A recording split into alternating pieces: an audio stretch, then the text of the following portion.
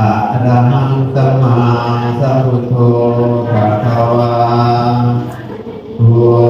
ทธังภะคะวันตังอะภิวาเทมิภาวะหะโตภะคะวะตาธัมโมธัมมังนัมมัสสามิสุปฏิปันโนภะคะวะโตสาวกสังโฆสังฆังนามามิมายังพันเตวิสุวิสุราคานาคายะติสารเนนะสหปัญจศีลานิยาจามะทุติยัมปิมายังพันเตวิสุวิสุราคานาคายะติสารเนนะสหปัญจศีลานิยาจามะตัตติยัมปิมายังพันเตวิสุวิสุราคานาคายะติสารเนนะสหปัญจศีลานิยาจามะนะโมตัสสะภะคะวะโตอะระหะโตสัมมาสัมพุทธัสสะนะโมตัสสะภะคะวะโตอะระหะโตสัมมาสัมพุทธัสสะนะโมตัสสะภะคะวะโตอะระหะโตสัมมาสัมพุทธัสสะนะโมตัสสะภะคะวะโตอะระหะโตสัมมาสัมพุทธัสสะนะโมตัสสะภะคะวะโตอะระหะโตสัมมาสัมพุทธัสสะนะโมตัสสะภะคะวะโตอะระหะโตสัมมาสัมพุทธัสสะพุทธังสรณังคัจฉามิ พุทธังสรณังคัจฉามิธัมมังสรณังคัจฉามิ ธัมมังสรณังคัจฉามิสังฆังสรณังคัจฉามิ สังฆังสรณังคัจฉามิ ทุติยัมปิพุทธังสรณังคัจฉามิทุติยัมปิพุทธังสรณังคัจฉามิทุติยัมปิธัมมังสรณังคัจฉามิทุติยัมปิธัมมังสรณังคัจฉามิทุติยัมปิสังฆังสรณังคัจฉามิทุติยัมปิสังฆังสรณังคัจฉามิปฏิยัมปิพุทธังสรณังคัจฉามิสัตติยัมปิพุทธังสรณังคัจฉามิปฏิยัมปิธัมมังสรณังคัจฉามิ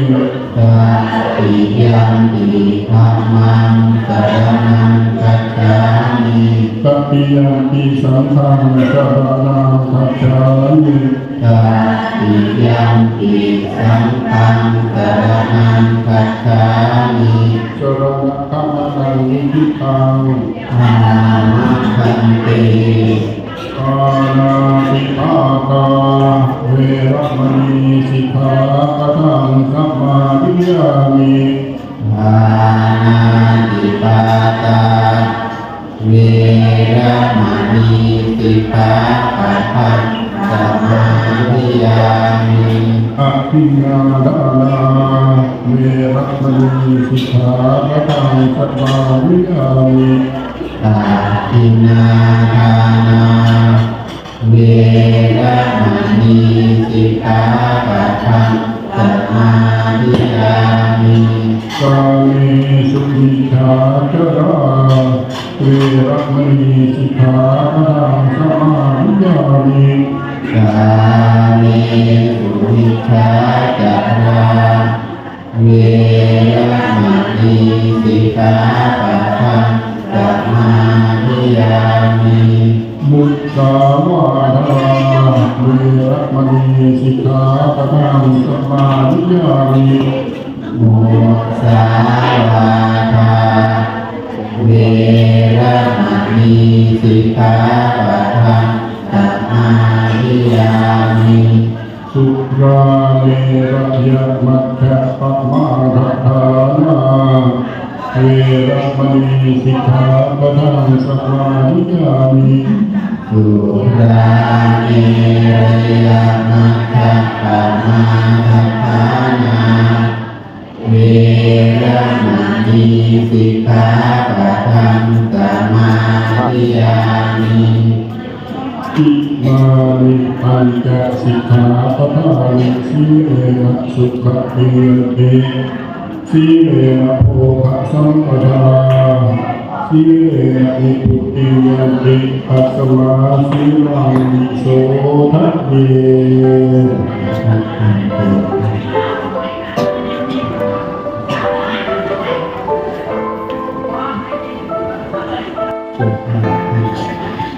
รับถ้าเขาจะไปเป็นที่ต่อไม่ต้องไปขึ้น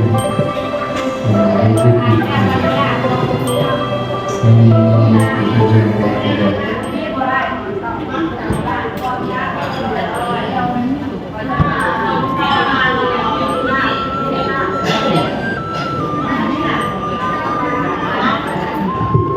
ลูกนักเทวขึ้นมีสามมือ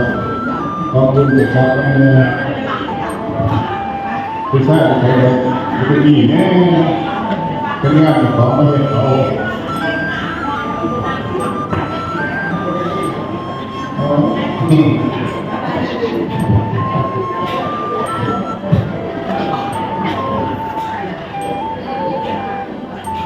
เด็ก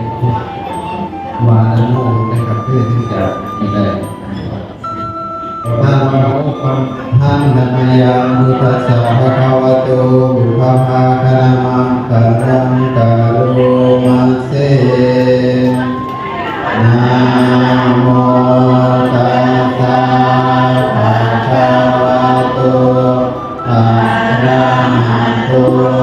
สัมมาสัมพุทธัสสะนะโมตัสสะภะคะวะโตอะระหะโตสัมมาสัมพุทธัสสะนะโมตัสสะภะคะวะโตอะระหะโตสัมมาสัมพุทธัสสะตามด้วยครับสุทินังวัตมิทานังอาสาวะขยาวะหังโหตุสุขาวะหังอนาคติกาเลพวกเราทั้งหลายข้าพเจ้าทั้งหลายยินดีให้ทานการถวายของขอจงให้สำเร็จอาสาวะไขสิ้นไปแห่งอาสาวะกิเลสเครื่องรองสันดานทานังมีปริสุทธังนิพพานังปรมังสุขังอิมานิมายังพันเตมัตตกะพัตตานิ ปัจจยทานังสัพปริวารานิภิกขุศีลวันตานัง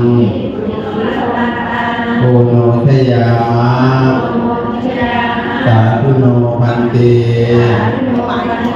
ภิกขุศีลวันโต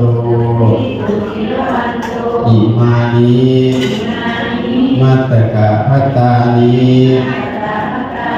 สัพปริวารานิปฏิคันหาตุตามหาการเจวะมาตาปิตุอาทีนันจายาตกานังกาลกตานังทีฆาลตังหิตายะสุขายะข้าแต่พระสงฆ์ผู้เจริญข้าพระเจ้าทั้งหลายขอน้อมถวายซึ่งภัตตาหารปัจจัยกับทั้งบริวารทั้งหลายเหล่านี้ซึ่งมีคุณไกรวิทย์อินทรพานิชพร้อมญาติพี่น้องทั้งหลายที่ได้น้อมนำมาดีแล้วขอพระสงฆ์จงรับซึ่งมัตตกะภัตตาหารกับทั้งบริวารทั้งหลายเหล่านี้เพื่อเป็นประโยชน์และความสุขแก่ข้าพเจ้าทั้งหลายด้วยบุญกุศลส่วนนี้ที่คุณไกรวิทย์อินทรพานิชพ่อพี่น้องและญาติได้กระทำในการครั้งนี้ขออุทิศไปให้คุณพ่อเฉลิมศักดิ์อินทรพานิชคุณแม่สนธยาอินทรพานิชผู้ร่วงลับไปแล้วโน้นพร้อมด้วยปู่ย่าตายายเจ้ากรรมนายเวรและสรรพสัตว์ทั้งหลายหากท่านเหล่านั้นได้รับแล้วถ้ามีความทุกข์ขอให้พ้นจากทุกข์ไปเสียถ้าถึงสุขแล้วขอให้ความสุขนั้นจงเจริญยิ่งขึ้นไปหากไม่ได้รับเทวาเตสังนิเวทยูขอเทพทั้งหลายพร้อมทั้งแม่เจ้านางธรณีผู้มีหูทิพตาทิพจงนำข่าวสารนี้ไปแจ้งให้ได้รับด้วยเถิดสาธุสาธุสาธุสาธุเอาทิพเขาไปถวายเป็นอันเดียวก็ได้มาเพื่อการ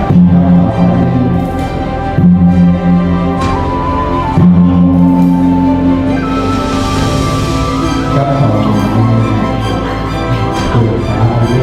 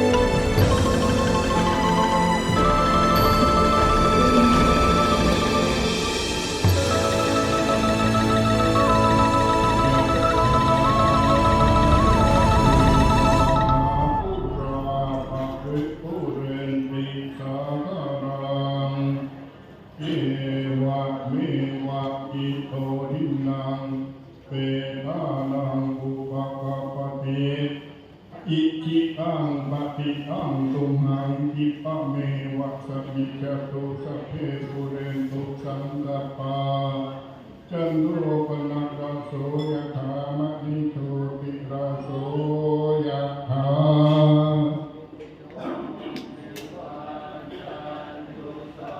ภะโรโควินาศตุมาเตภวันวันตารายโยสุขีนิกายุโกภวะอภิวาทนาสิริสันนิจังวุฒาปัจจายโนจัตตารโอ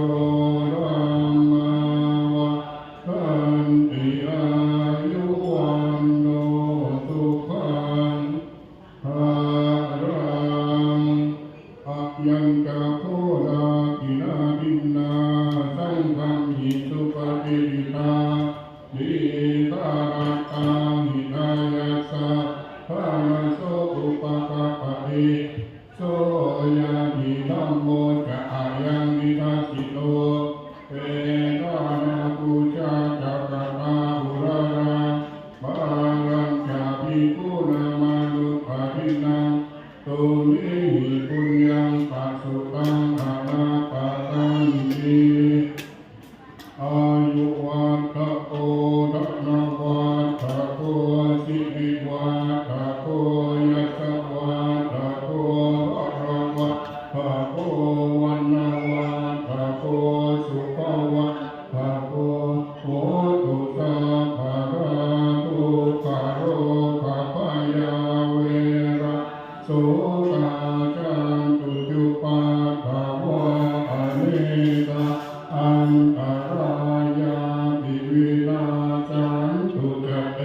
จะสัพพยาสิทธิธานังนาบังโสติ